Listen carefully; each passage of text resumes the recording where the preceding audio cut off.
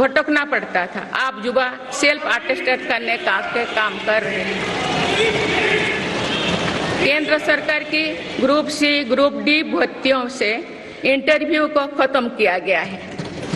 पहले जो विद्यार्थी सिर्फ भारतीय भाषा में पढ़ाई करते थे उनके साथ अन्याय की जाती थी। मेरी सरकार ने नई राष्ट्रीय शिक्षा नीति लागू कर इस अन्याय को दूर करने के लिए कदम उठाए।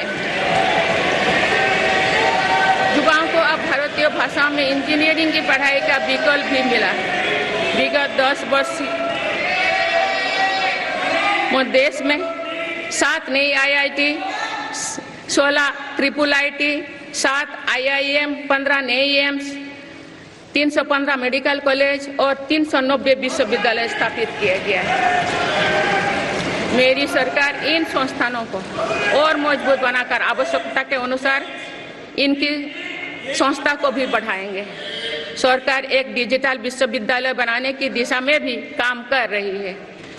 अटल टिंकरिंग लैब्स, स्टार्टअप इंडिया और स्टैंडअप इंडिया जैसे अभियान हमारे युवाओं का सामर्थ्य बढ़ा रहे हैं।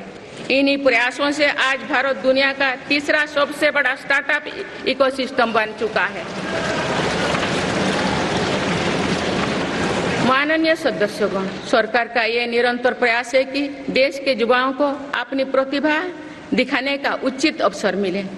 सरकारी भर्ती हो या फिर परीक्षाएं, सुनिए, परीक्षाएं किसी भी कारण से इनमें रुकावट आए, ये उचित नहीं है। इनमें शुचिता और पारदर्शिता बहुत जरूरी है।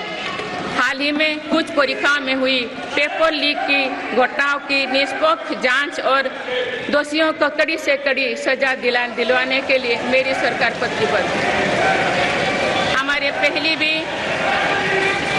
इससे पहले भी हमने देखा है कि कई राज्यों में पेपर लीक की घटनाएं होती रही है। इस पर दलीय राजनीति से ऊपर उठकर देशव्यापी ठोस उपाय करने की जरूरत है।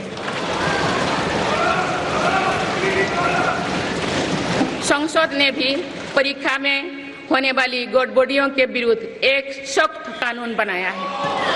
मेरी सरकार परीक्षाओं से जुड़ी संस्थाओं, उनके कामकाज के तरीके, परीक्षा प्रक्रिया सभी में बड़ी सुधार करने की दिशा में काम कर रही है।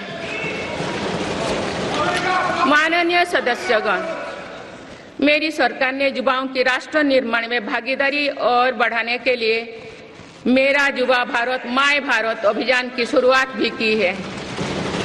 इसमें अब तक 1.5 करोड़ से अधिक युवाओं का पंजीकरण हो चुका है। इस पहल से युवा में नेतृत्व कौशल और सेवा भावना का बीजारोपण होगा। आज हमारे युवाओं को खेलों में भी आगे बढ़ने के नए अवसर मिल रहे हैं। मेरी सरकार के प्रभावी प्रयासों का परिणाम है कि भारत के युवा खिलाड़ी वैश्विक मंचों पर रिकॉर्ड संख्या में मेडल्स जीत रहे हैं। कुछ ही दिनों बाद पेरिस ओलंपिक्स में भी शुरू होने वाले जा रहे हैं। ओलंपिक्स में देश का प्रतिनिधित्व करने वाले हर खिलाड़ी पर हमें गर्व है। मैं उन्हें अपनी शुभकामनाएं देती हूँ। इन उपलब्धियों को और आगे ले जाने के लिए भारतीय ओलंपिक संघ 2036 ओलंपिक्स खेलों की मेजबानी की तैयारी भी कर रही है। माननीय सदस्यगण, जुलाई की 1 तारीख से देश में भारतीय न्याय संहिता भी लागू हो जाएगी।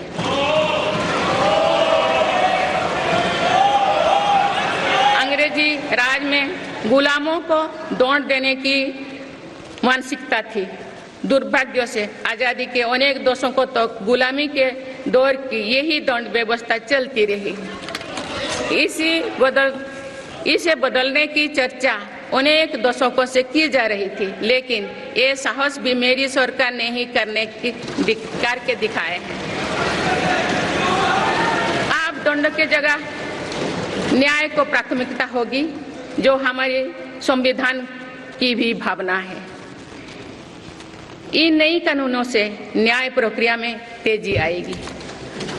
आज जो विदेश अलग अलग क्षेत्रों में गुलामी की मानसिकता से मुक्त पा रहे हैं, तो ये उस दिशा में बहुत बड़ा कदम है और ये हमारे स्वतंत्रता सेनानियों की सच्ची श्रद्धांजलि भी है।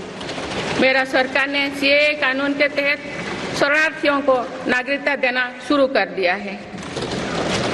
इससे बंटवारे से पीड़ित अनेक परिवारों के लिए सम्मान का जीवन जीना तय हुआ है। जिन परिवारों को सीएए के तहत नागरिकता मिली है, मैं उनके बेहतर भविष्य की कामना करती हूँ।